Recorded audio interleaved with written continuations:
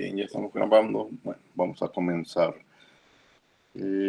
Recuerden que hoy se recibe el análisis de lectura número 3, que son de los capítulos 3 y 4 del libro, pero bueno, ese análisis lo pueden subir todavía cualquier momento el día de hoy, el resto del día.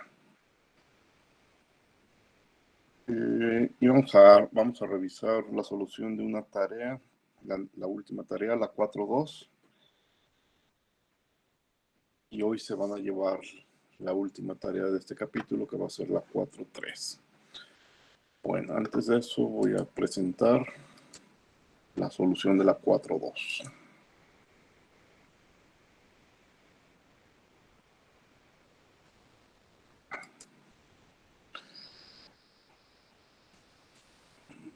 Se nos presentaban algunos procesos y habría que explicar si podrían ser descritos como reversibles, razonablemente como reversibles o no. En el primer inciso decimos que tenemos el interior de un refrigerador a 31.9 grados Fahrenheit, que es prácticamente el 0 grados centígrados, muy cercano al 0. Y tenemos un vaso de agua a temperatura ambiente que se coloca dentro del refrigerante y se deja ahí hasta que esté congelado. Bueno, el líquido, el vaso de agua, se encuentra a temperatura ambiente, entonces tenemos un delta T alto, ¿sí? Entre la temperatura ambiente, la que ustedes se quieran imaginar, 20 grados,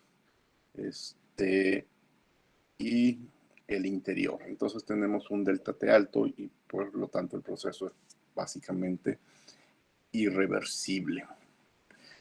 En el inciso B, la diferencia es que colocamos un vaso que contiene una mezcla en equilibrio de hielo y agua que se coloca dentro del refrigerador y se deja ahí hasta que se congela.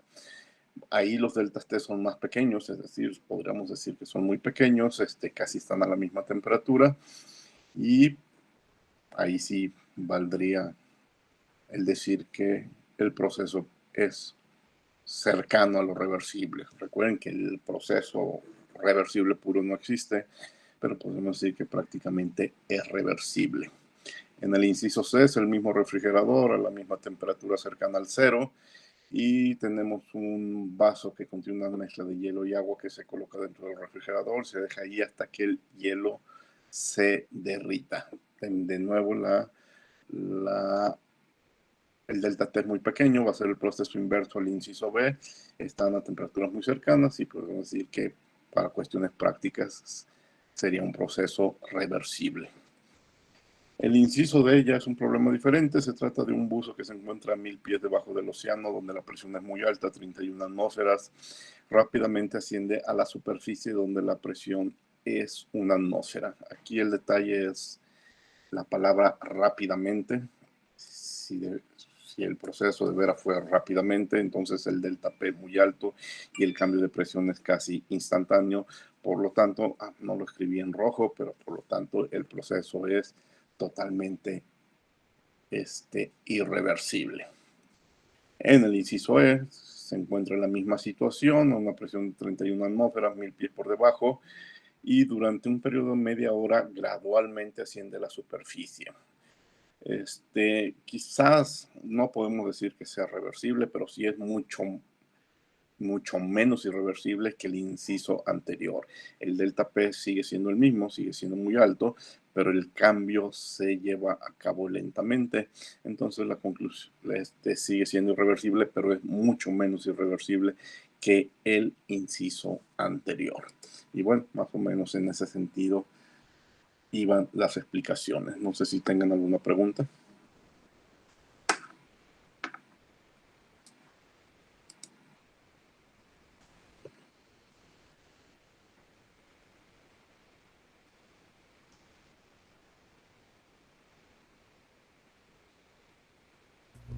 Todo bien, maestro. Bueno. Bien, pues esa fue la tarea 4.2. Hoy se llevan la 4.3. Dejen ver si ya apareció. No ha aparecido en Classroom. Vamos a hacer que aparezca.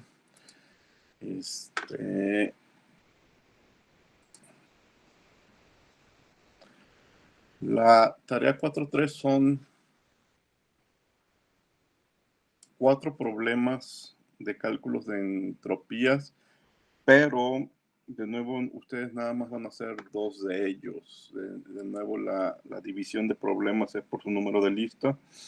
Los que tienen número de lista par van a resolver los problemas par, el 2 y el 4, y quienes tengan número de lista impar, pues van a resolver los problemas impar, que es el 1 y el 3.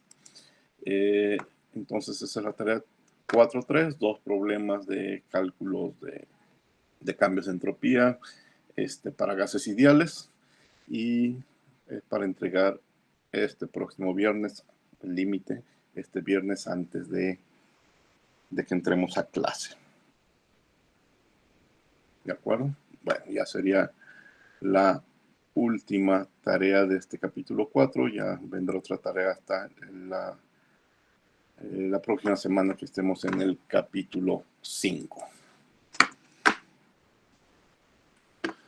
¿Alguna otra pregunta sobre tareas o análisis de lectura?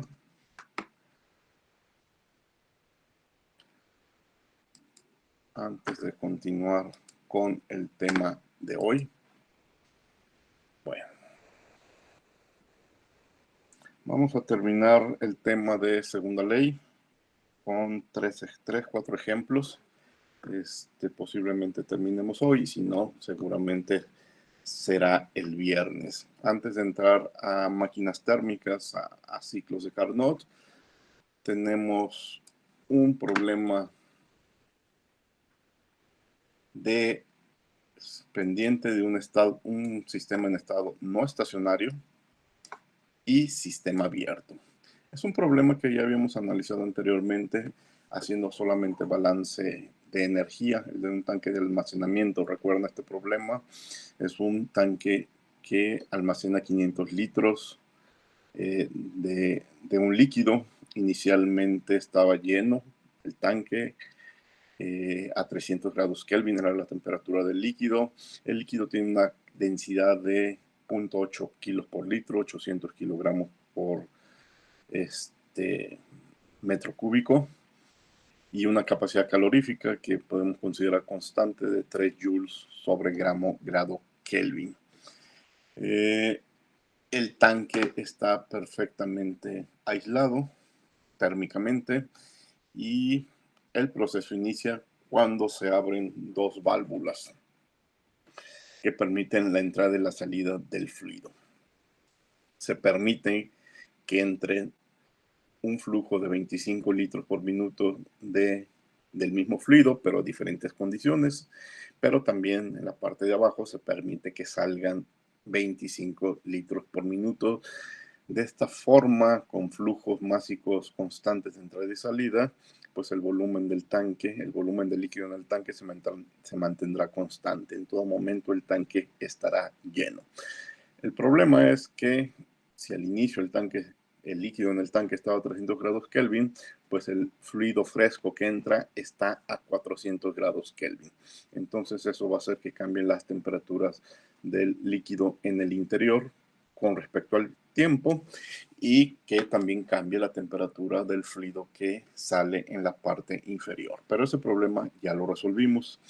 Recuerden que hicimos una suposición que la temperatura del líquido que sale en cualquier momento es igual a la temperatura del líquido en el tanque en cualquier momento. Si al inicio sale 300, si al inicio está a 300, en los primeros instantes sale a 300 grados Kelvin. Después la temperatura va a ir aumentando, la temperatura del líquido en el tanque, pero pues también irá aumentando la temperatura del flujo de salida. Y ya contestamos esta pregunta: ¿cuál es la temperatura del líquido que sale después de 5 minutos de iniciado el proceso? Recuerdan, llegamos a una solución de este tipo, una solución en función del tiempo, una ecuación en la que sustituimos los 5 minutos y nos dimos cuenta que después de 5 minutos, más o menos por aquí, la temperatura del líquido en el tanque es de 322.1 grados Kelvin, y que también comentamos que más o menos en poco menos de 50 minutos, pues alcanzamos prácticamente el estado estacionario y ya la temperatura del fluido a la entrada, a la salida y en el tanque ya alcanza los 400 grados Kelvin. Y esa es la función entre la temperatura y el tiempo. Bueno, pues ahora nos hacen otras preguntas. Bueno, antes de eso, para resolver este problema y llegar a los 322, pues hicimos un balance de energía. Ahora nos preguntan por, no vi la pregunta, pero nos preguntan por, creo que no escribí la pregunta, no, sí, aquí está. En rojo, ¿cuánta entropía es generada en esos 5 minutos? Eso es lo que vamos a contestar ahora. El sistema sigue siendo el mismo que cuando hicimos un balance de energía, el tanque, solamente que ahora hay que hacer un balance de entropía. Y en el balance de entropía está cambiando la entropía del sistema respecto al tiempo, entonces el término de acumulación sí existe. Hay una corriente de entrada, pero solamente una. Hay una corriente de salida, también solamente una. El tanque está perfectamente aislado, entonces no hay flujo de calor y bueno, el proceso no es reversible, por lo tanto hay generación de entropía.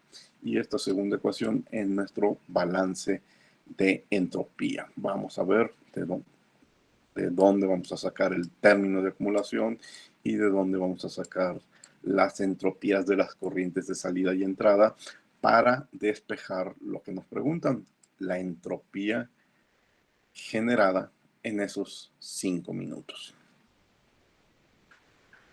Recuerden detalles que fueron importantes cuando hicimos el balance de energía. Los flujos másicos de entrada y salida son iguales. La masa del sistema es constante. En todo momento el tanque está lleno. El sistema está bien mezclado. Entonces, cuando decíamos que el sistema está bien mezclado, nos permitió hacer la consideración que la temperatura en cualquier punto del tanque del flujo de salida.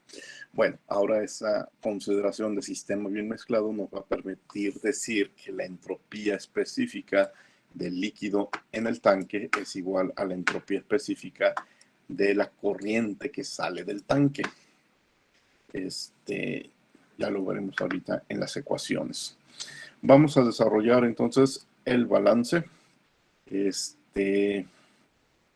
M por el cambio de S respecto al tiempo, podemos pasar el tiempo del otro lado de la ecuación y nos queda un M por delta S. Delta S final menos delta S inicial. ¿A qué se refiere? A las entropías del líquido en el tanque. Al inicio del sistema, cuando el líquido está a 300 grados centígrados, y al final, finales a los 5 minutos, porque no me están preguntando por el momento en el que se alcanza estado estacionario, sino a los 5 minutos. Entonces la integral va de 0 a 5 minutos y tenemos que integrar flujo másico por diferencia de entropías, pero esta diferencia de entropías es la entropía de la corriente de entrada, que es una corriente constante, menos la entropía de la corriente de salida. Y la corriente de salida no es una constante, porque al inicio esa corriente está a 300 grados, pero en 5 minutos después, esa corriente ya está a 320 y tantos grados. Entonces, esta S no es es una función que tendremos que obtener, ¿sí? Y la entropía generada, pues es la entropía generada en esos 5 minutos. Dejen hacer esto más grande. ¿Qué problemas tenemos con la entropía y el tiempo? Básicamente esta relación, y no la tenemos, ¿sí?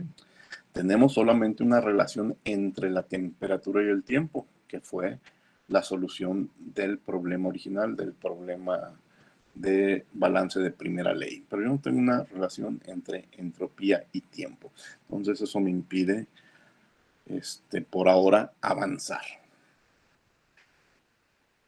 Nuestra solución, que ha sido la solución de estos problemas, una solución similar de estos problemas, de los problemas anteriores, es la construcción nuevamente de una trayectoria hipotética para un proceso reversible que no. ¿Qué suposición vamos a hacer? Vamos a suponer que el sistema que contiene 400 kilos de líquido y que al inicio está a 300 grados Kelvin y que al final llegará a los 322.1. Bueno, eso ya lo sabemos, más que suposición, es algo que ya sabemos por los cálculos que hicimos con la primera ley. Pero vamos a imaginar que esos 400, lo que sí vamos a suponer es que esos 400 kilogramos se encuentran en un sistema cerrado y homogéneo y que es calentado de forma reversible de 300 a 322. ¿Ve? Eso no sucede en la realidad, pero esto es un proceso reversible que me permite calcular un delta S reversible. ¿Sí? Y entonces ya puedo utilizar, más bien ya podré utilizar esta relación de Q sobre T. ¿Sí? ¿Cómo le vamos a hacer? Aplico primera ley, cambio las temperaturas, sí, se calienta porque hay un calentamiento reversible y porque estuviéramos haciendo trabajo, pero en este problema no estamos haciendo trabajo. Entonces, el du, que es mcb por dt, es igual a ese supuesto calentamiento reversible. Y ese supuesto calentamiento reversible yo lo puedo relacionar con ds. Entonces, si cada parte de la ecuación lo divido entre t, pues aparece dq reversible sobre t, que es la definición de diferencial de entropía.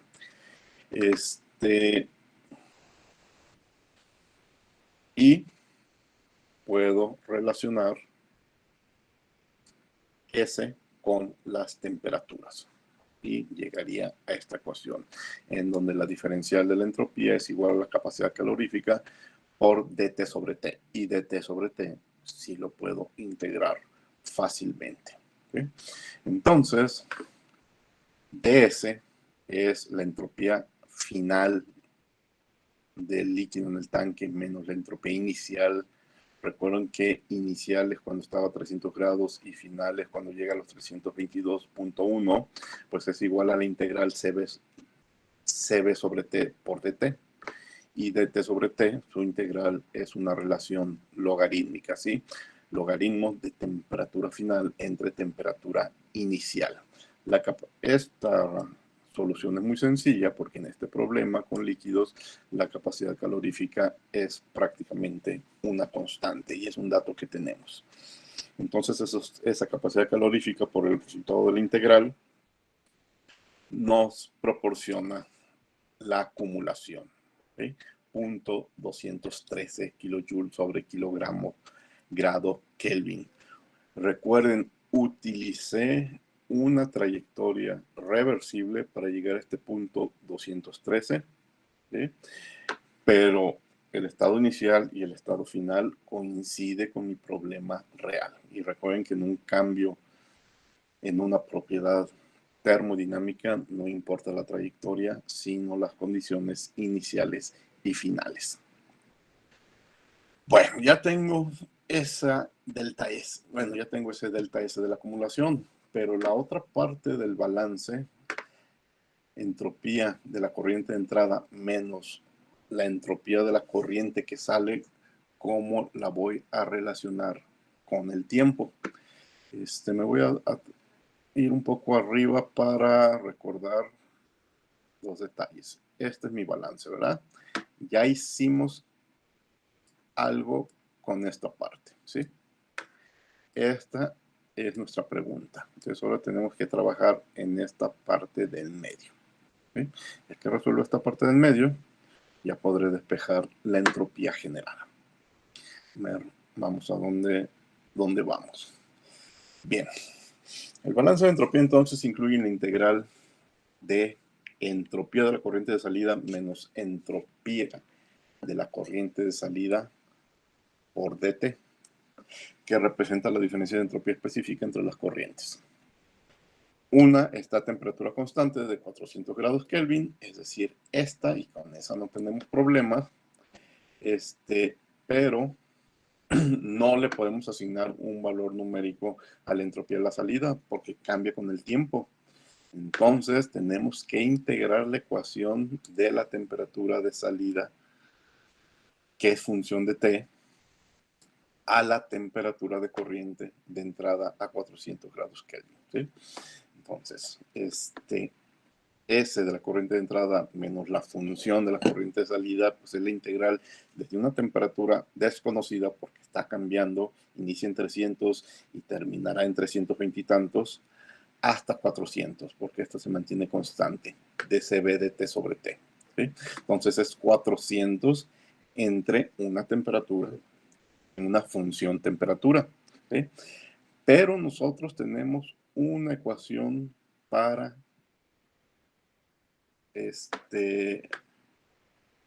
para la temperatura en función del tiempo, ¿sí? Y es la solución de nuestro problema inicial de primera ley. Me voy hasta arriba rápidamente. Es esta ecuación. Aquí está la temperatura en función exclusivamente del tiempo. Entonces, esta función de la temperatura la sustituyo en mi balance de entropía. Voy rápidamente hacia abajo. Aquí está. Ahí está esa ecuación que les acabo de mostrar. Y entonces, ahora sí, acabo de obtener, gracias a la primera ley, entre la entropía, función y el tiempo.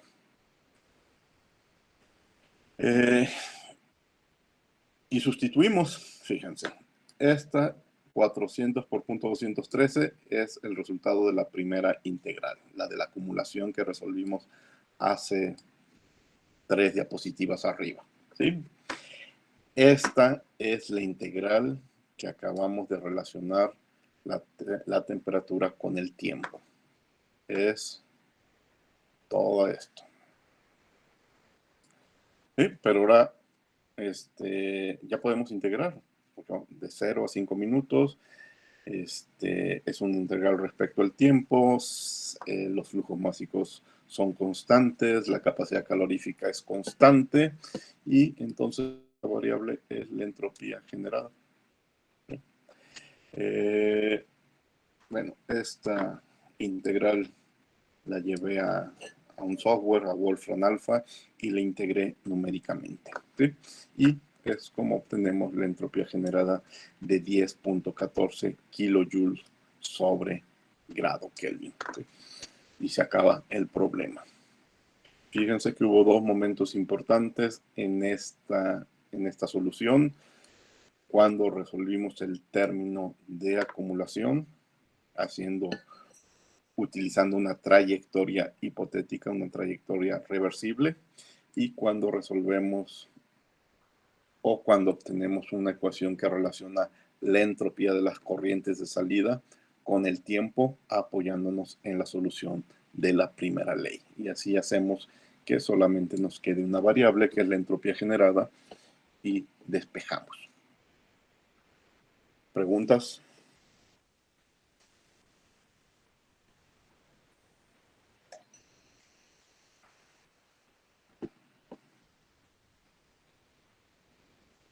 Profe, siempre se tiene que iniciar con el balance de energía y ya después proceder a calcular la entropía en todos los problemas, o depende. Y esa es una buena estrategia, siempre iniciar con el balance de entropía. En muchos problemas tú ya también desde el inicio sospechas que vas a necesitar de la segunda ley, ¿sí? Ya a veces son bastante obvios, pero si no fuera así, primera ley, ¿sí? Y ya cuando te empiezas a encontrar que no sé cómo calcular esto, tengo dos variables y una sola ecuación, entonces inmediatamente piensa en segunda ley. O a veces dices, tengo tres variables, en la otra que debes de pensar es en el balance de masa, ¿sí? Acuérdate que cuando hicimos problemas de primera ley para una regadera, pues necesitamos balance de masa y balance de energía. Si en ese problema de regadera seguramente si te hubieran hecho preguntas de cálculos de entropía, pues entonces allí seguramente hubieras necesitado 3 ecuaciones: el balance de masa, el balance de energía y después el balance de entropía. Cuando te empiezan a hacer falta más ecuaciones, entonces lo siguiente que debes de sospechar, aunque a veces son muy obvios los problemas, es que necesitas una ecuación de estado. ¿Por qué digo que son muy obvios los problemas? Porque hay problemas que desde el inicio te dicen que es un gas ideal. Entonces dices, en algún momento tendré también que hacer uso de la ecuación de los gases ideales. Pero si no te lo dice y te siguen haciendo falta ecuaciones, la siguiente etapa va a ser pensar en una ecuación de estado adecuada para tu problema.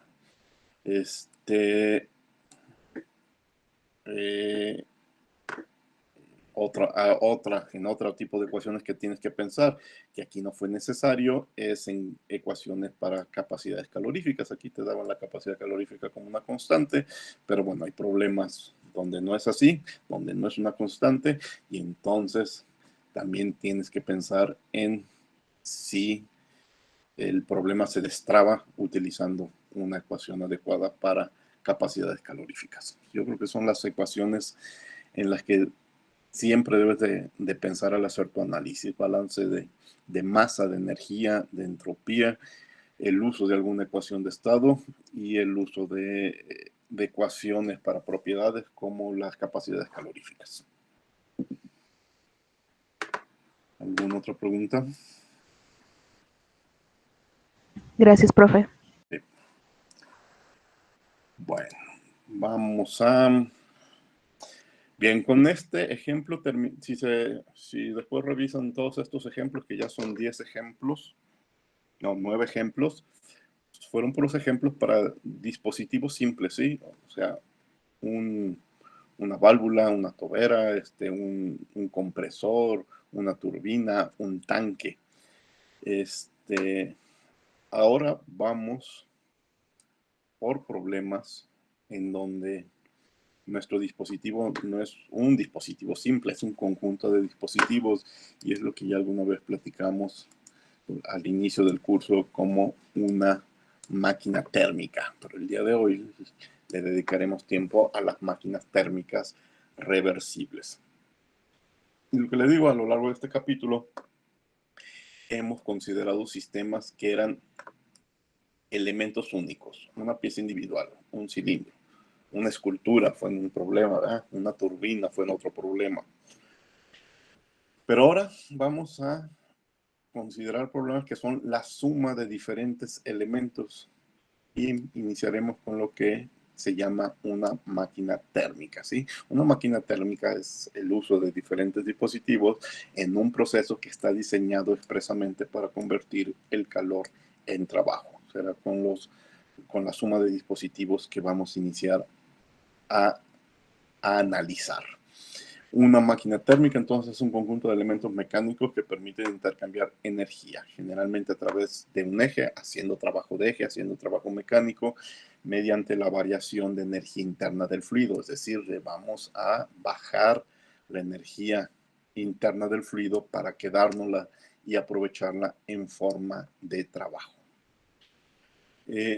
Antes de seguir con esta presentación, voy a regresar a Classroom, porque quiero que vean que aquí hay una serie de videos que se llaman videos ciclos de Carnot, y quiero que los revisen después. Hay un video de 3 minutos en donde se explica el funcionamiento de una máquina de Carnot, que ahorita la vamos a revisar, pero después les encargo que vean este video.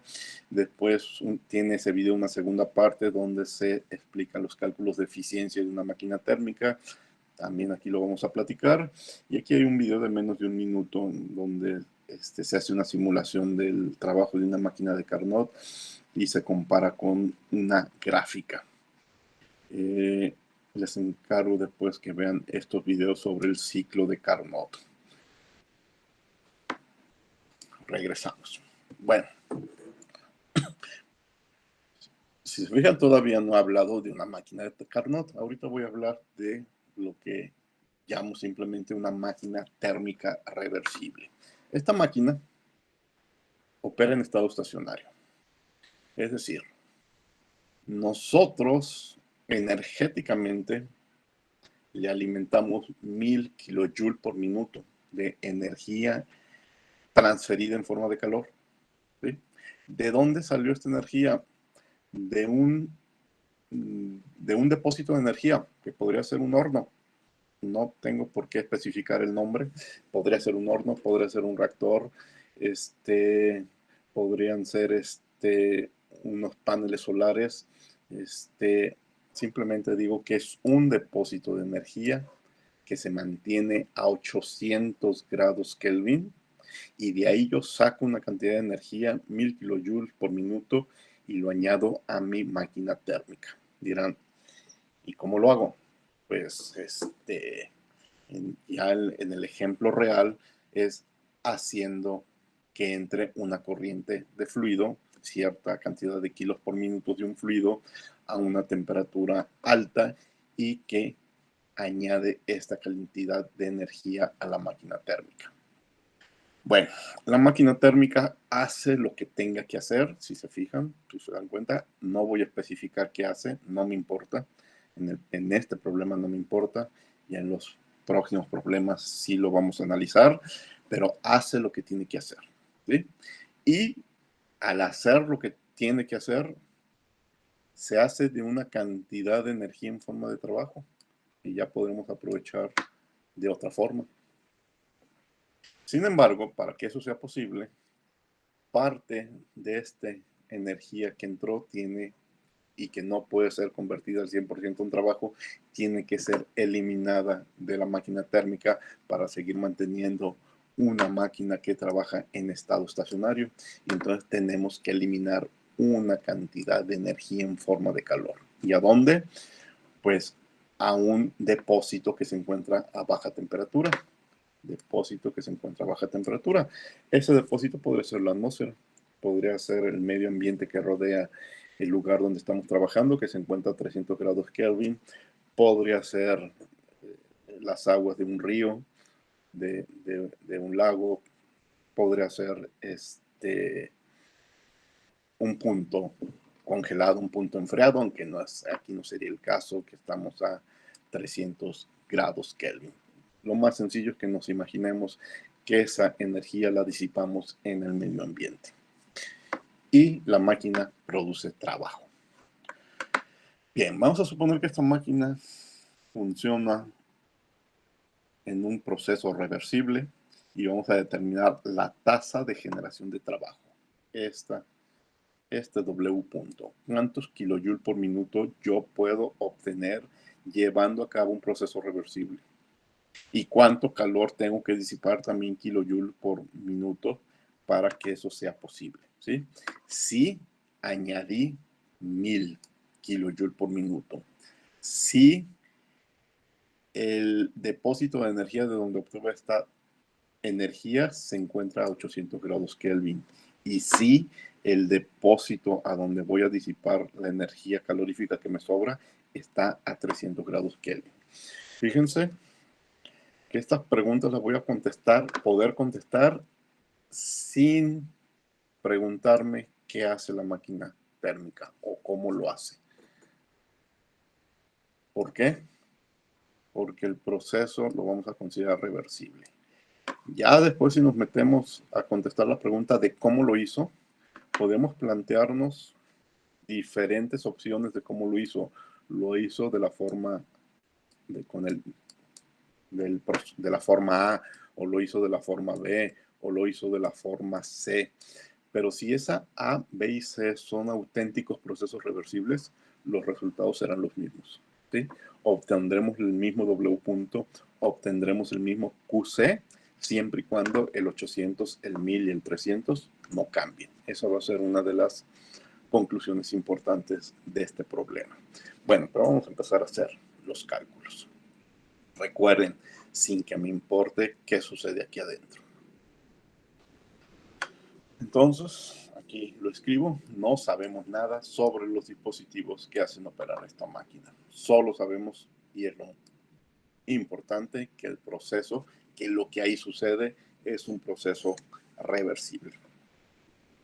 Hay dos incógnitas, el trabajo producido y el calor emitido a los alrededores QC. Por cierto, en cuanto a nomenclatura, la H es por hot, por caliente en inglés, y la C es por frío, en inglés cold, ¿sí? Entonces hablamos de un depósito frío o a baja temperatura y un depósito caliente o depósito a alta temperatura. Tenemos que hacer, entonces, tenemos dos incógnitas, necesito, que tiene que ver con la pregunta que me hicieron en un momento, dos ecuaciones, un balance de energía y un balance de entropía. ¿Hay alguna pregunta que alguien quiera hacer?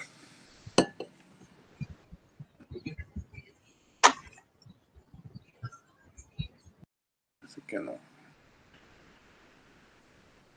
¿Cuál es el sistema? El sistema es la máquina térmica y la máquina, pues hay transferencia de calor entre la máquina y los depósitos, pero el sistema es la máquina térmica.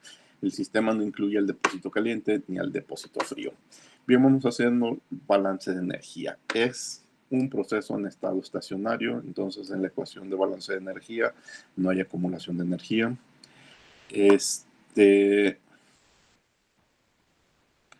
Bajo la forma en que lo estamos planteando, de nada más calentar y enfriar, después veremos que podremos tener esta misma máquina con flujos másicos, pero de esta forma no hay un flujo másico que entra, no hay un flujo másico que sale. Yo simplemente estoy añadiendo corrientes de energía por el mecanismo de transferencia de calor. No hay trabajo de expansión ni de compresión, pero la máquina sí produce trabajo mecánico y sí tenemos dos corrientes de flujo de calor, ¿sí? Una que voy a llamar la caliente y otra que voy a llamar la fría. En cuanto al balance de entropía, no hay acumulación de entropía, no hay entradas ni salidas de flujo, pero sí hay corrientes de energía en forma de calor, ¿sí?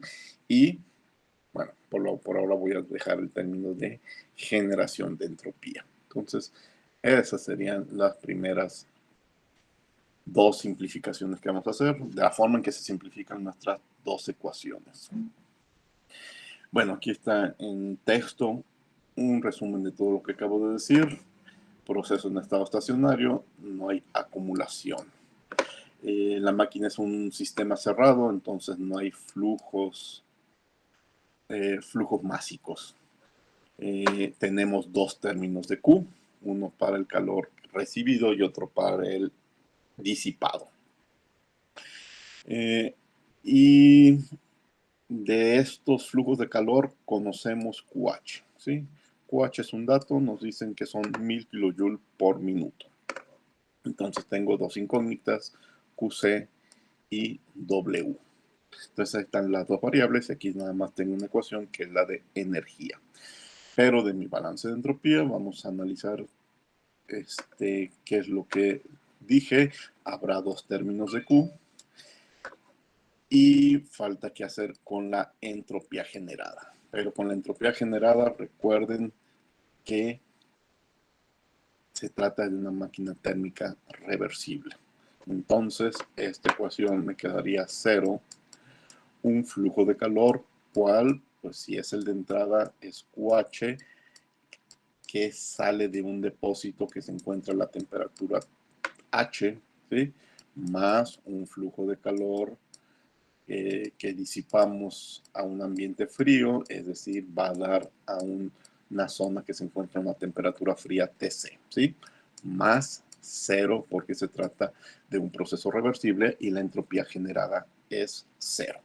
Entonces, de esta forma, mi balance de entropía se simplifica. De este balance de entropía, ¿qué desconozco? Desconozco QC nada más, porque QH es 1000, La temperatura en la zona caliente son 800 grados Kelvin, la temperatura de la zona fría son 300 grados Kelvin. Entonces, gracias al balance de segunda ley de espejo, que el mejor proceso posible bajo estas condiciones tiene, de estos 1000 que recibió, tiene que disipar 375. ¿Sí?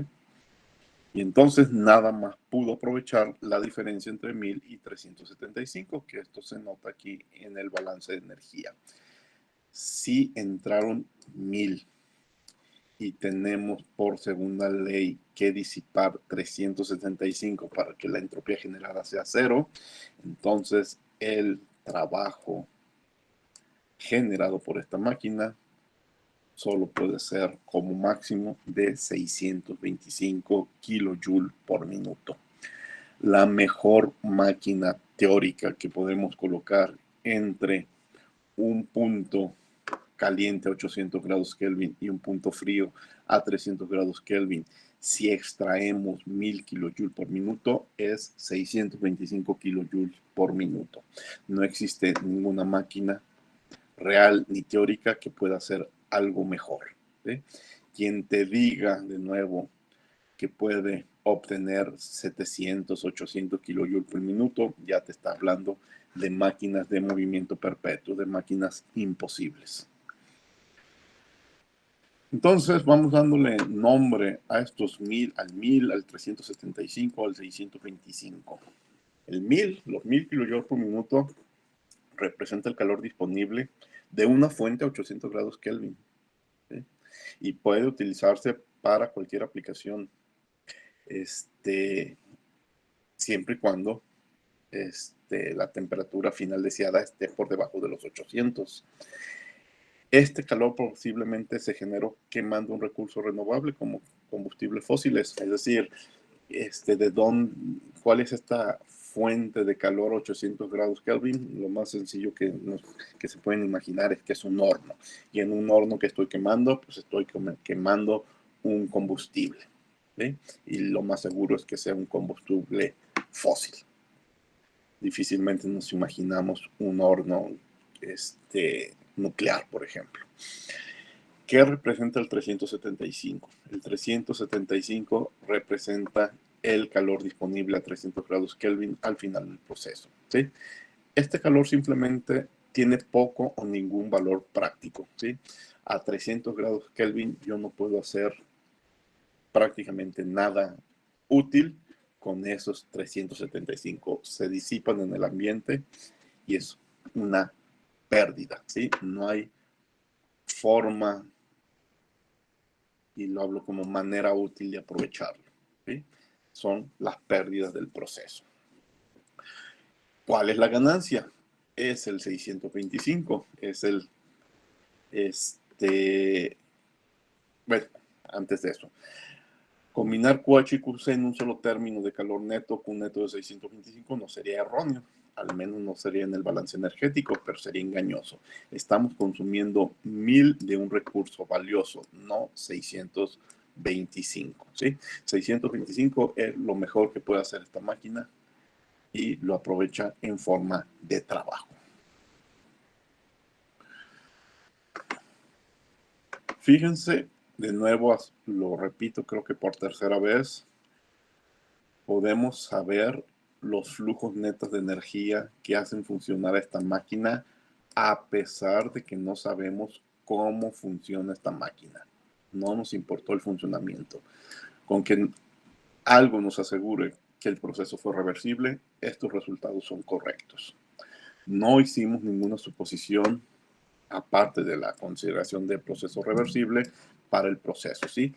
Este análisis es válido para cualquier máquina térmica reversible. En un diagrama anterior les dije, este puede ser un proceso A, un proceso B o un proceso C, siempre y cuando sea un proceso realmente reversible, 100% reversible, el resultado va a ser el mismo.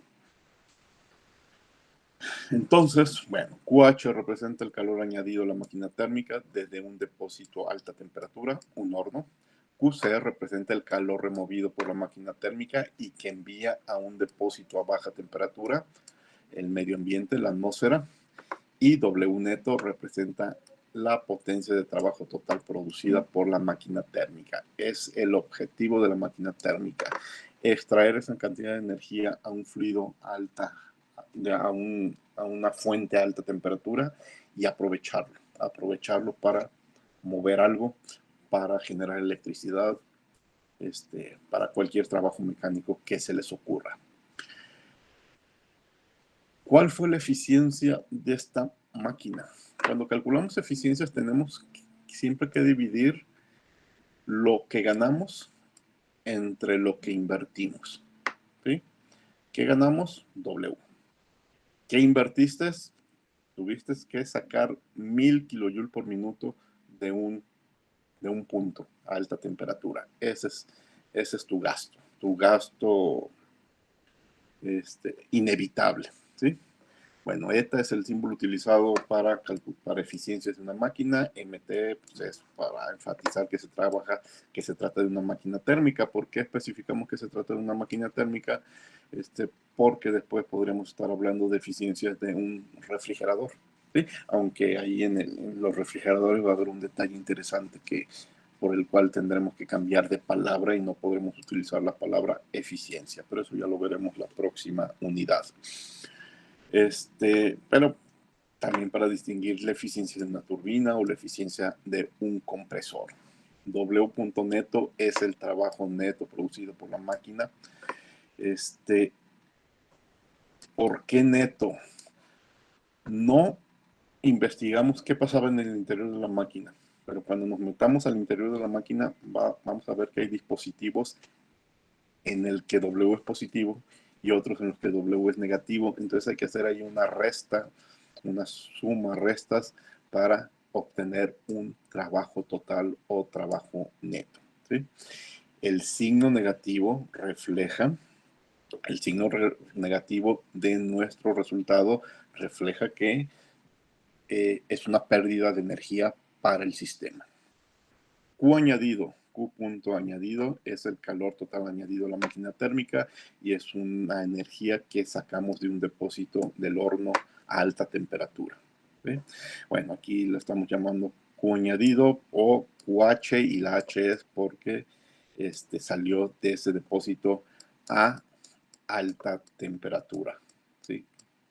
Y bueno, no hice las traducciones al español. Trabajo neto y el calor añadido son, aquí con el punto estamos expresándolas como tasas, ¿sí? Es decir, energía por unidad de tiempo.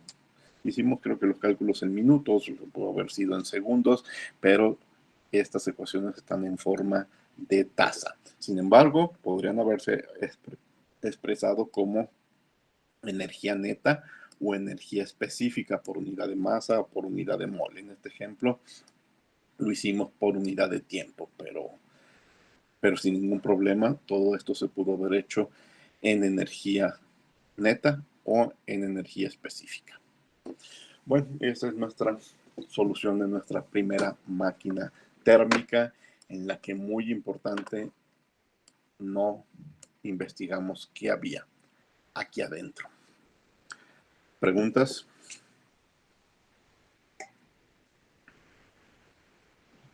Profe, Sí. ¿el término de entropía de generación se hizo cero porque estaba en estado estacionario? ¿O No, qué motivo fue? porque lo que sucedió aquí adentro fue un proceso reversible.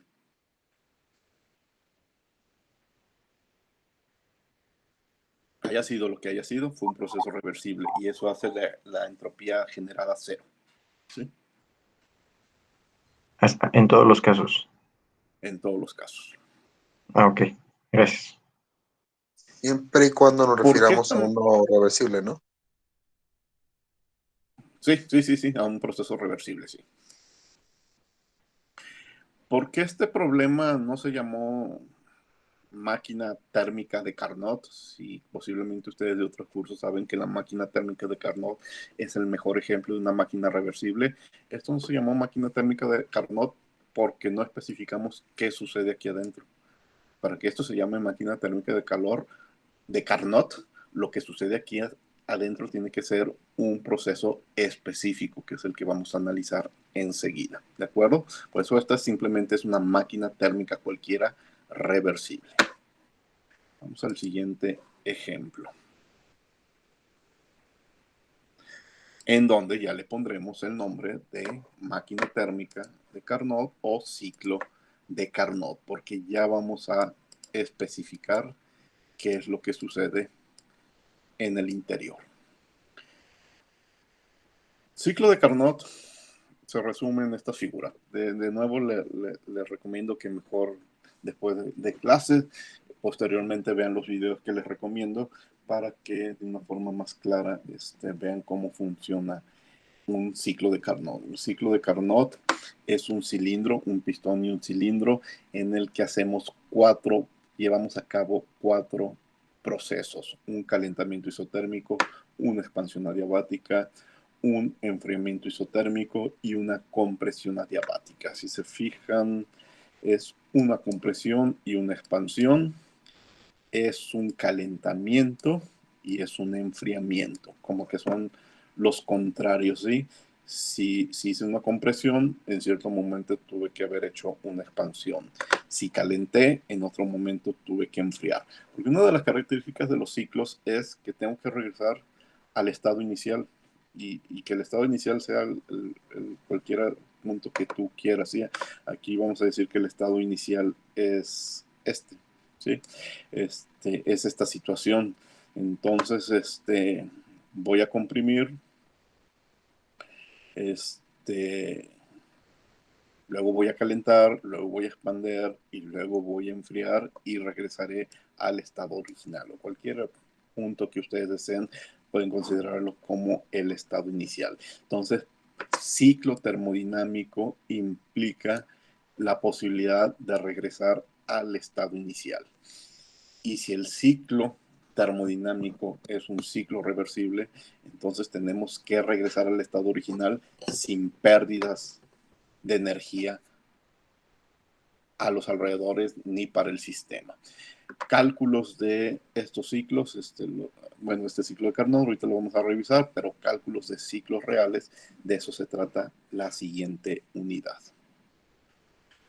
Bueno, un poco de referencias, la idea, la teoría de esta máquina se la debemos precisamente a Carnot, a Sadi Carnot, un ingeniero francés que estudiaba las eficiencias de diferentes máquinas térmicas.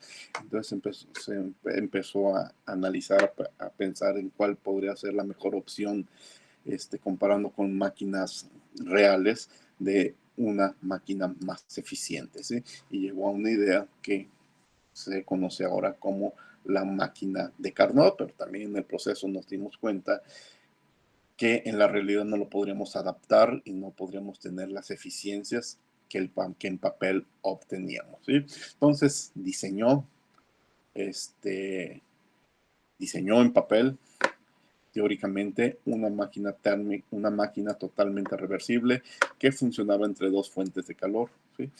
En cierto momento habría que colocar la máquina en un ambiente caliente y luego colocarlo en un ambiente frío.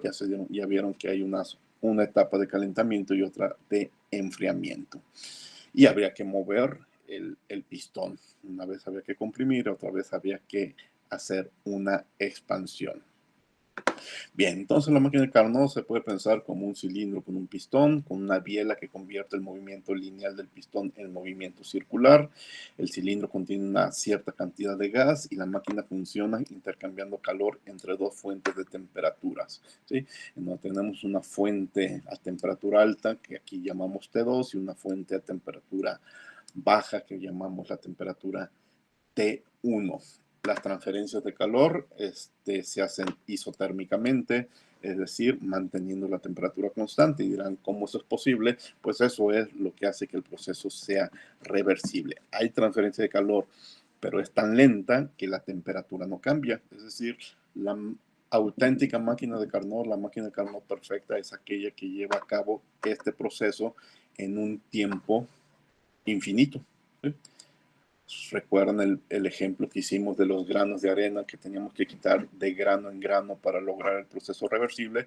Pues aquí tenemos que añadir energía térmica de grano en grano térmico para mantener la temperatura constante, lo cual hace que lo que está en papel necesitaría tiempos infinitos para llevarse a cabo. Bueno, no voy a leer esto, después vean el video y después lo que vieron en el video traten de relacionar con esta explicación de cómo funciona la máquina térmica. Van a ver que están las 4 etapas: la expansión isotérmica, la expansión adiabática, la compresión isotérmica y la compresión adiabática. Quizás aquí lo único que hay que anotar que durante la expansión isotérmica pues no hay cambio de energía interna. Lo mismo que en la compresión isotérmica, los cambios de energía interna son 0 porque la temperatura no cambia. En la en la expansión adiabática, sí cambia la energía interna porque sí cambia la temperatura, pero como la expansión es adiabática, el calor de Q es 0. Y aquí lo mismo, la compresión adiabática, si hay cambios de energía interna, pero como es una compresión adiabática, como lo acabo de explicar muy lenta, dQ es 0. ¿Sí? Y este proceso de este ciclo en 4 partes se repite mientras esté funcionando la máquina de Carnot. Aquí también les estoy dejando la liga, creo que es al mismo video que les estoy recomendando. Bueno, vamos viendo a ver si es el mismo. Dejen ver si me abre.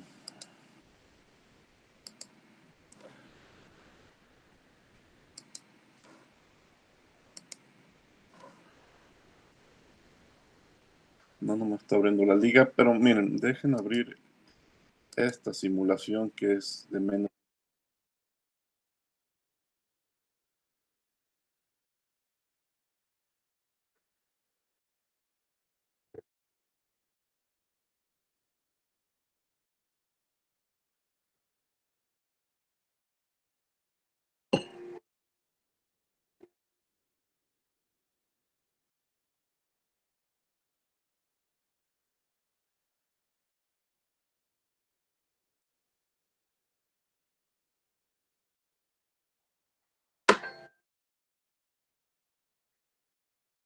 Bueno, fue muy rápido, no pude quitar ese que apareció. Después lo ven con más calma, pero bueno, ahí rápidamente vieron las 4 etapas del ciclo de Carnot.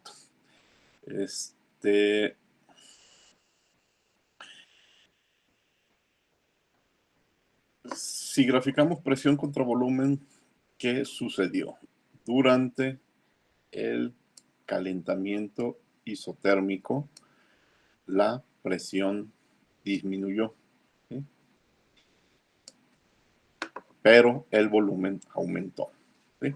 Entonces, después vino una expansión, hace que el volumen siga aumentando, se sigue yendo para arriba el pistón, pero esto ya se hace con flujo de calor 0, ¿sí? Hasta que alcanzamos el punto C. ¿Sí? En el punto C es cuando tenemos el pistón en la parte más alta, el mayor volumen, ¿sí? Todo eso implicó que la presión fuera disminuyendo, pero por 2 procesos diferentes: calentamiento isotérmico, hubo un flujo de calor, y expansión adiabática, no hubo flujo de calor. Luego nos regresamos. Si la ida fue calentando, pues el regreso es enfriando, un enfriamiento isotérmico hasta que alcanzamos el punto D. Se empieza a recuperar el volumen, empieza a aumentar la presión, y para alcanzar el punto original, pues tenemos que comprimir, pero esa compresión, les repito, tiene que ser muy lenta para que de veras sea adiabática, y regresamos al punto A. Cálculos. ¿Cómo evaluamos el trabajo? Pues el trabajo de expansión y compresión tiene que ser el trabajo PdV entre el estado inicial y el estado final. Pero se llevó a cabo este estado inicial es A y el estado final es A. Entonces, se llevó a cabo en 4 partes, de A a B, de B a C, de C a D y de D a A. Y si se fijan, pues el estado inicial fue A y el estado final también fue A. Pero si lo dejamos de esta forma, no tiene sentido, no, no podemos hacer cálculos. Hay que separar en los 4 procesos. Los 4 procesos son menos PdV. Ese es el balance para el trabajo neto. Pero el balance de energía entre el estado inicial y el estado final, pues pudo haber ganancia de calor, pérdida de calor o ganancia de trabajo. Habría que analizarlos también en cada una de las 4 partes, porque en algunas no hay Q, en otras sí hay Q, en unas aparece QH, en otras aparece QC. En una de las etapas es WE de expansión, en otra de las etapas es WC de compresión. Entonces, pero si analizamos el proceso completo,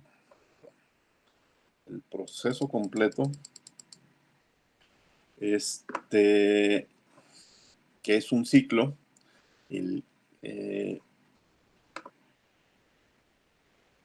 si regresamos al punto original, la diferencia delta U, bueno, aquí delta U, que es U2 menos U1, tiene que ser 0, ¿sí?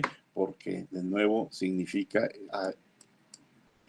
regresar a A cuando partiste de A, ¿sí? Entonces eso tiene que dar 0, ¿sí? Entonces, pero sí hubo una etapa en donde añadimos calor, otra en donde eliminamos calor y otras en donde tenemos un términos diferentes de 0 de trabajo. Entonces el trabajo neto, hay una etapa de trabajo positivo y otra etapa de trabajo negativo, pues es igual a QH más QC, ¿sí? Entonces, ¿cómo puedo conocer la eficiencia de una máquina de Carnot? Recuerden la definición que les dije de la eficiencia. Arriba, numerador, va la ganancia. Denominador, va el gasto irremediable, lo que no puedes evitar, ¿sí? Tienes que añadir una cantidad de energía a tu sistema. Eso te cuesta, ¿sí? QC tú lo eliminas, ¿sí? Y eso no tuvo un costo para ti. Lo que tuvo un costo para ti es añadirle energía al sistema y eso es QH. Entonces, si el trabajo neto es QH sobre QC, entonces, QH entre QC sobre QH va a ser la eficiencia de esa máquina de Carnot. QH entre QH1 más QC sobre QH es la definición de eficiencia. Aquí a veces hay una confusión común es, a ver, si las máquinas reversibles son las que mejor hacen su trabajo, ¿que su eficiencia no es 1? Son las que teóricamente mejor hacen su trabajo, pero no pueden el 100% del calor de la fuente caliente aprovecharlo y convertirlo en trabajo. Siempre va a haber una cantidad QC que disipar. Entonces eso evita que una máquina térmica tenga una eficiencia de 1. ¿Sí? No existe ninguna máquina ni teórica reversible ni irreversible real que tenga una eficiencia de 1. Todas las máquinas tienen una eficiencia menor que 1, incluyendo las de Carnot. ¿Por qué? Porque esto es irremediable, ¿sí? Siempre hay que eliminar una parte de esa energía al ambiente. Y por ahí en muchos textos, ahora lo que están leyendo de segunda ley, muchas veces van a leer que no es posible que todo el calor, que toda una cantidad de calor que tengamos disponible, la podamos transformar en trabajo. Toda una cantidad que tenemos en forma de trabajo la podríamos perder como calor, pero lo contrario no. No todo el calor se puede convertir en trabajo. Bueno, Hay un detalle extra. Gracias a la segunda ley, voy a poder hacer ese cálculo de eficiencia para una máquina térmica de una forma mucho más sencilla, ¿sí? En el problema anterior recuerdan que delta S era igual a Q sobre T, pero delta S del proceso reversible es 0, entonces QH sobre TH es más QC sobre TC. Esto ya lo vimos en el problema anterior. Si despejo QC es QH TC sobre TH. Bien, pues este QC me la voy a llevar aquí al numerador de esta parte de la eficiencia, ¿sí?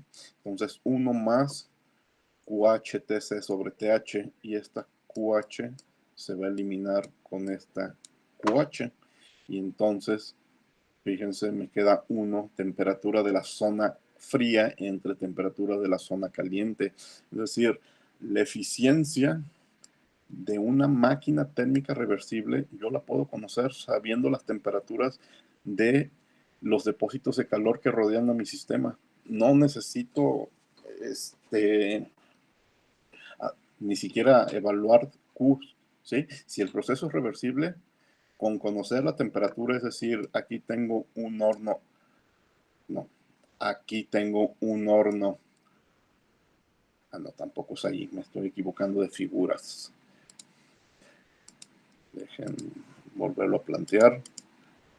Aquí sí, aquí tengo un horno a 800 grados y aquí tengo el medio ambiente frío que me rodea a 300 grados. Son los dos únicos datos que yo necesito para conocer la eficiencia del ciclo de Carnot.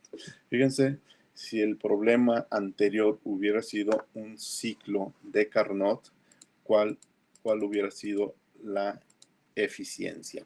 En el problema anterior, ese supuesto horno, esa supuesta zona caliente, estaba a 800 y el medio ambiente a donde disipábamos estaba a 300.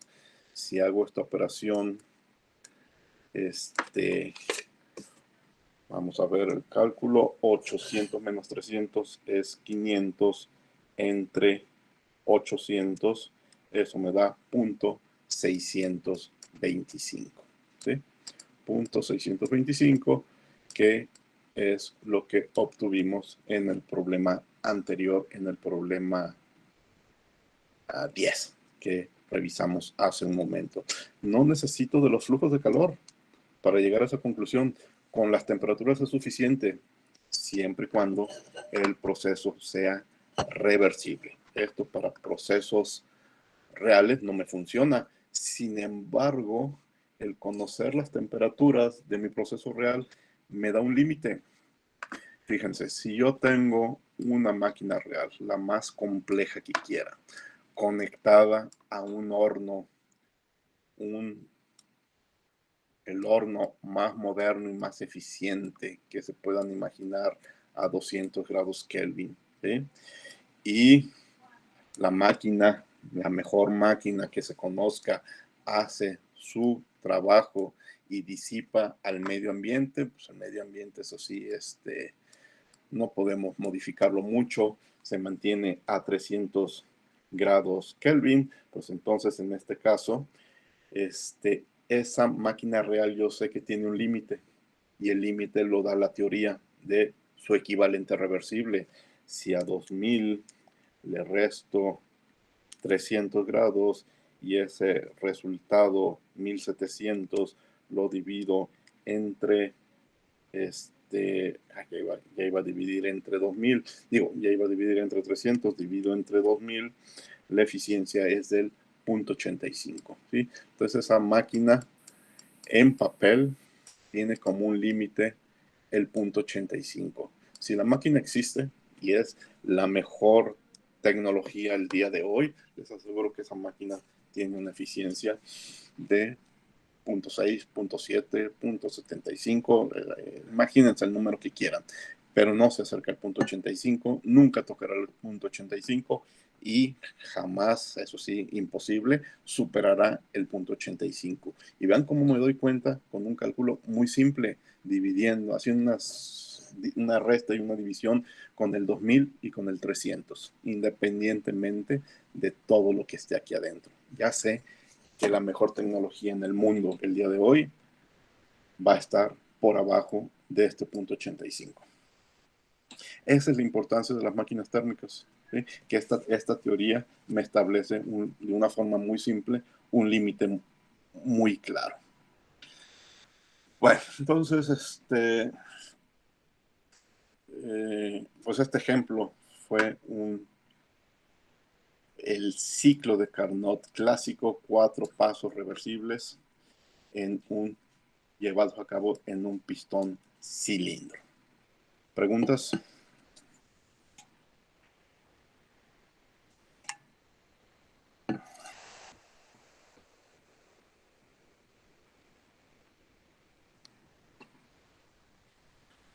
Si no hay preguntas, ya por último, para cerrar este tema de ciclo de Carnot, que se va a conectar la próxima clase del viernes con ciclos reales, vamos a hablar de lo que sería un ciclo continuo de Carnot. La máquina de Carnot entonces opera continuamente en un proceso reversible y en estado estacionario. Si el fluido de operación es el agua, suponga que sigue el ciclo que se muestra en la figura. Estamos en el punto A. Vamos a trabajar nada más con vapor húmedo. Estamos dentro de la columna de saturación. Vamos a ir de líquido saturado a vapor saturado. Y luego, ven, eso que acabo de marcar en rojo es agua líquida saturada a una temperatura alta, TH, entra a un boiler y sale como vapor saturado. Fíjense que ya no es el cilindro pistón. Ya me estoy imaginando algo más elaborado que va a implicar tener un boiler, tener una turbina, tener un intercambiador de calor o un condensador y tener una bomba. Algo que agua líquida a temperatura alta entra el boiler. En el boiler cambia de fase y del boiler sale como vapor saturado a presión constante. ¿Sí? Va a ser un calentamiento isotérmico. Cambio de fase. Luego, el vapor que sale del boiler va a entrar a una turbina y esa turbina me lo va a llevar del punto B al punto C. En esa etapa algo de vapor se va a condensar. ¿Sí? Sigue siendo, empezó como vapor saturado, 100% vapor, pero termina como vapor húmedo. Entonces aquí ya tengo una parte de vapor, la mayor parte, pero un poco de líquido. Ya que salió de la turbina, entra a aquí lo escribí como intercambiador de calor, pero pues básicamente es un condensador porque se tiene que enfriar este vapor. Entonces este vapor se enfría isotérmicamente hasta que llego al punto D. Y aquí en el punto D ya tengo más líquido que vapor, pero sigue siendo un vapor húmedo. Y después tengo que volver a hacer que ese fluido sea un fluido de alta temperatura. Entonces entra a una bomba que sea todo es reversible para que esto siga mereciendo la etiqueta de Carnot y se comprime adiabáticamente hasta el estado A. Y en el estado A es líquido, 100% líquido, pero a una temperatura alta. Bueno, aquí estoy hablando de 260 grados centígrados más o menos. Aquí como hubo cambios de fase, fue exactamente así. Como hubo enfriamiento de vapor a líquido, fue exactamente a 100 grados, ¿sí? Bueno, esto sería una máquina de Carnot de ciclo continuo. ¿Cuál es la eficiencia de esta máquina térmica? ¿Sí?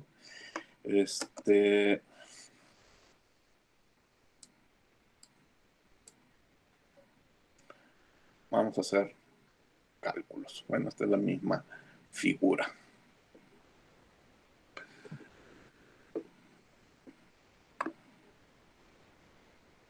Líquido saturado, vapor saturado, vapor húmedo y vapor húmedo. Algunos detalles interesantes. La transición del estado C al D es un enfriamiento isotérmico. Enfriamiento isotérmico. ¿Sí? Vamos a perder una cantidad de calor a una zona fría, y la zona fría es a 100 grados centígrados. ¿Sí? Va a ser TC, la temperatura fría. ¿Sí? Aquí, de A a B, hay un calentamiento. ¿Sí? Hay una adición de calor que es QH, pero es un calentamiento isotérmico y se lleva a cabo, bueno, aquí creo que más o menos son como 260 grados centígrados. Bueno, pero estaba analizando de BAC. De BAC se lleva un proceso adiabático reversible en estado estacionario. Es un sistema abierto, el vapor saturado entra y sale continuamente con una mezcla de líquido-vapor. Por lo tanto, en el balance de entropías la acumulación es cero y simplemente M por delta S. Las tasas de flujo de masa que entran y salen deben de ser las mismas para tener estado estacionario. Entonces, de B a C debe de representarse por una línea vertical. Y el mismo razonamiento de D a A, una línea vertical. Sigue siendo una máquina reversible. Si todos los equipos los podemos considerar reversibles y estamos en estado estacionario, no hay acumulación, no hay generación de entropía, no tengo que hacer los cálculos que sí voy a tener que hacer la próxima clase y la próxima semana con otras máquinas. Puedo recurrir de nuevo a esta ecuación, ¿sí? Y a la ecuación de la eficiencia de hace un momento. No necesito más. Si de veras es una máquina de Carnot, son las mismas ecuaciones, el mismo balance de entropía, el mismo balance de energía, la misma ecuación para la eficiencia.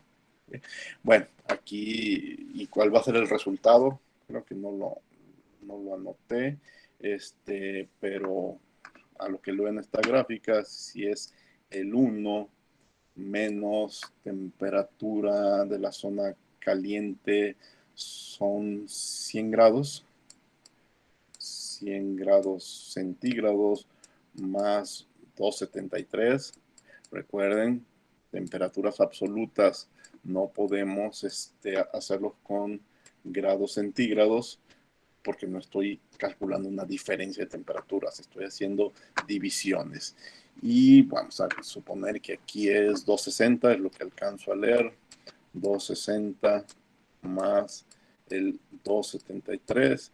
Estaría hablando que este ciclo abierto continuo de Carnot, déjenme hacer el cálculo, tendría una eficiencia de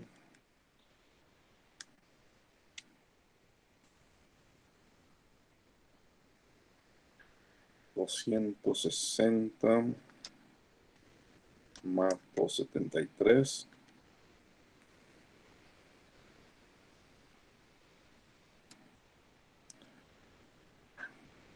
Aquí. Punto 3. Punto 3. Punto 3. Dirán, ¿qué bajo? No era el mismo ciclo de Carnot que hace un momento calculé un punto 60 y tantos, y luego el otro problema que me imaginé en punto 85. El problema no es el ciclo de Carnot, no es en sí los pasos. El problema son las temperaturas, ¿sí? La calidad de la energía que obtenemos de una zona caliente a 250 grados centígrados, bueno, aunque es 250 más 273, que son poco más de 500 grados Kelvin, pues es mucho menor que el tener un horno a 800 grados Kelvin o aquel horno que me imaginé a 2000 grados Kelvin. Esa es la diferencia, ¿sí? Por eso las eficiencias son muy bajas. Pero si tuviera realmente un problema real entre el 250 y el 100 y yo coloco una máquina térmica real, desde ahorita ya sabemos que el punto 3 va a ser nuestro punto inalcanzable. Y mi máquina va a estar con eficiencias del punto 1, del punto 15, del punto 18 y cuando mucho del punto 2. Dirán, muy bajo. Sí, muy bajo. Y por eso les digo que en los ejemplos ya prácticos que quieren hacer referencia a un problema real, nunca van a ver ejemplos con agua a temperaturas tan bajas. ¿De acuerdo? Bueno, ¿cuál es la diferencia entre los dos ejemplos? La máquina de Carnot clásica del pistón y cilindro y esta máquina de ciclo continuo. Los 4 pasos se aplican secuencialmente en un gas confinado en una cámara. Bueno, aunque en el primero, ahora ya no tengo exclusivamente un gas, ya tuve también que trabajar con parte líquida, ¿sí? En el pistón cilindro siempre tuve un gas, en el sistema de circulación tuve líquido y tuve vapor. En el cilindro pistón se mantiene la temperatura constante añadiendo o quitando trabajo, equilibrando así el calor, pero acá no. Acá los cambios es a través de un cambio de fase que me permitió mantener la temperatura constante. En el primer ejemplo, en el pistón, lo que tengo es un trabajo de expansión, mientras que acá en el segundo ejemplo, el término de trabajo es un trabajo mecánico de eje. La turbina no hace expansión-compresión, sino un trabajo de eje. A pesar de todas esas diferencias, los ciclos son similares.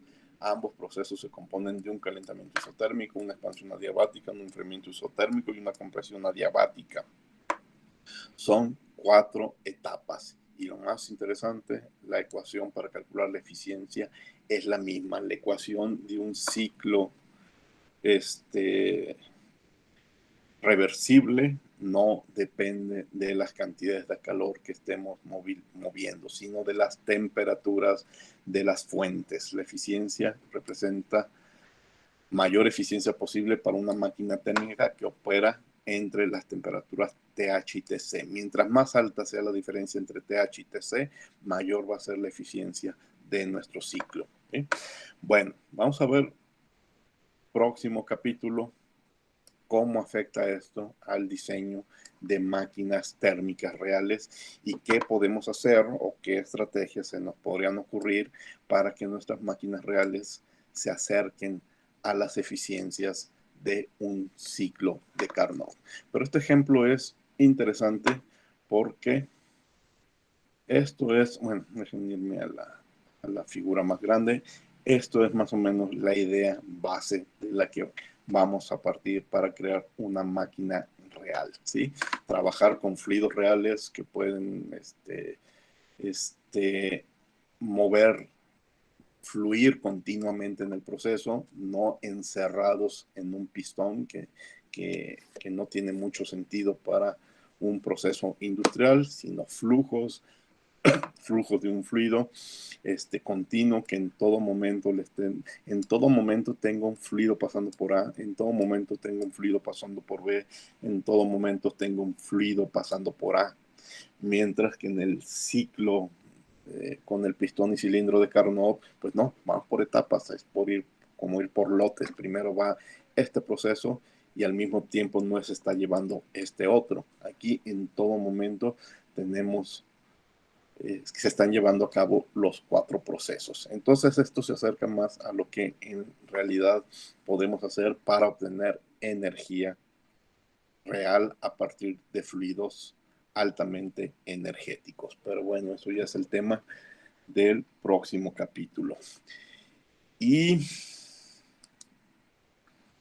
quizás lo más interesante para el día de hoy es que hasta aquí son los temas del examen.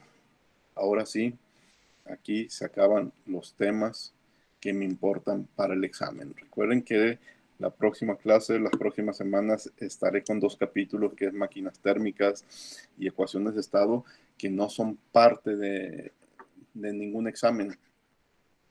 El siguiente capítulo, el de ciclos, pues sí, nunca va a ser parte de un examen.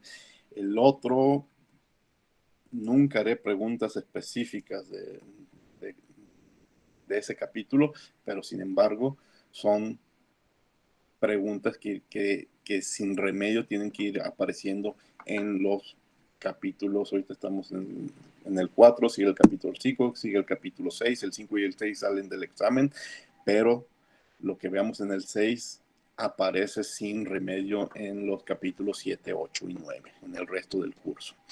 Bueno, pero ahorita lo que importa es el primer examen, que es de este lunes en 8, y hasta aquí son los temas de ese primer examen. ¿Alguna pregunta?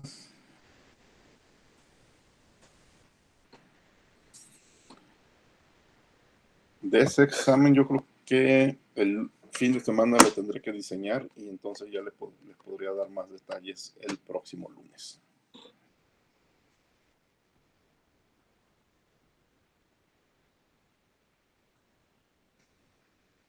Bueno, si no hay preguntas, déjenme dejar de grabar.